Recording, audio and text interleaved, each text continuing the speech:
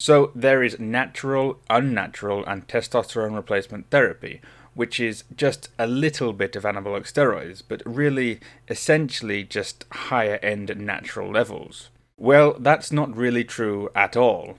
TRT, or manual exogenous testosterone supplies, offers a massive advantage over the natural production, even at the lower end of doses, or really even below average natural levels. But what is that advantage? Why is there such a huge difference in the way an entirely natural person, or more accurately, a person not using exogenous testosterone, because really very few people are entirely natural in the fullest sense. But why are these non-using people finding it so much harder to train than even someone just dosing a relatively tiny amount of testosterone from their doctor?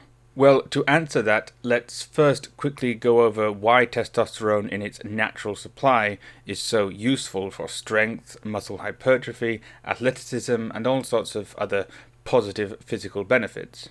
Testosterone has two main characteristics, anabolic and androgenic, both of which are massively useful in anything remotely resembling a sport. Anabolic simply means that they promote the growth of molecules, cells, and tissues within the body. It's the positive to catabolism's negative processes which break things down. So in terms of muscle, tendon, skin, or any other kind of tissue that you want to grow, you'd want to remain in as anabolic an environment as you can and supply the body with the fuel to do so via nutrition and water. And androgenism is, as the name suggests, responsible for typically male-like development. It's what pushes the body further into masculinity during in utero development and in puberty, where people with more or less androgen exposure push more or less into male-type characteristics. In terms of athleticism or general strength and body composition, androgens, like testosterone, increase the amount of muscle mass, lower body fat levels, and quite possibly from recent studies, androgens actually block the ability for some fat cells to even store fat at all. It also boosts epinephrine and norepinephrine levels, the hormones responsible for the fight or flight response, which could improve things like reaction times, assertiveness, and, again, decrease fat accumulation. Higher androgen levels circulating around also increases things like confidence and risk-taking, a lot of things that are typically considered more masculine or alpha male, which we often find in the top-level athletes.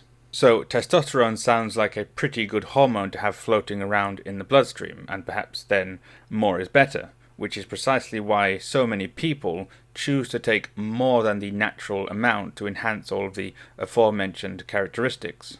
And if you, the person watching this, have interest in health and fitness or testosterone levels, it is quite likely that you've explored natural ways to boost the supply of testosterone, rather than just jabbing a few milliliters in the glute every few days. But the problem with the natural supply is that it has varying levels throughout the day, impacting how much the body can do of these positive effects at any given time.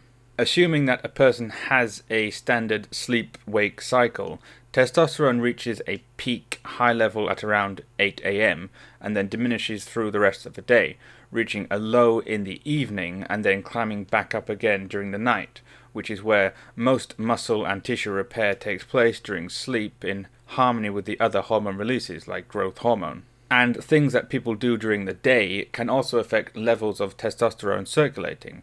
Losing weight can lower testosterone, not sleeping enough can lower testosterone, eating or not eating certain foods or drinks can lower testosterone, stress can lower testosterone, over-exercising and even just standard workouts will diminish testosterone levels immediately after them. So despite the benefits of having high levels of testosterone, if natural, you would end up with all of these pitfalls that eat away at the positive aspects it would provide, and leaves you with quite a few periods where you are either not building or even potentially actually losing muscle or other cells that you want to keep hold of due to the lack of testosterone levels.